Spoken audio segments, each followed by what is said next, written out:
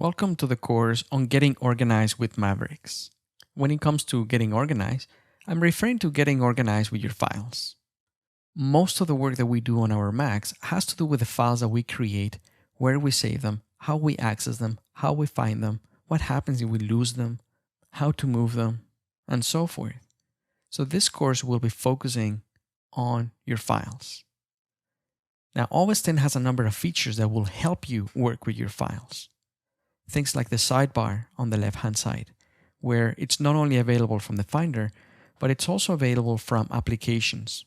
For example, if I go and save a file, and I choose to disclose a larger window, we can see that the favorites and all of these options that we see here are also available to us in the sidebar on the Finder window.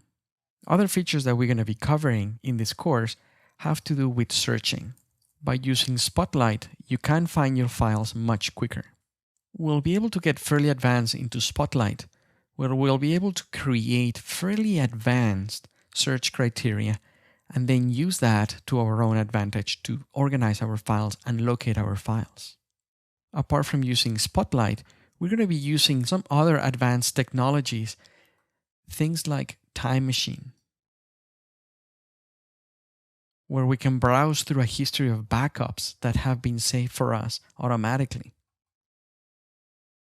Other features that will allow us to save our work, or rather retrieve our work, in the case that we lose some content, has to do with versions, which is not the same as Time Machine, but it's closely related. It's definitely a great way of working with previous versions of your files. We're also going to be doing some other more mundane tasks, but I do want to make sure that they get covered properly. Things like grabbing a file and duplicating it to a different location. Getting deeper into some other of the new features of OS X Mavericks, like tabs. Or even the newly added tags, where we can search our files by organizing them or by labeling with different tags, depending on what we want to use. So to get us going, we're going to start with tabs and tags, as these are a couple of the newer features that have been added in OS X Mavericks.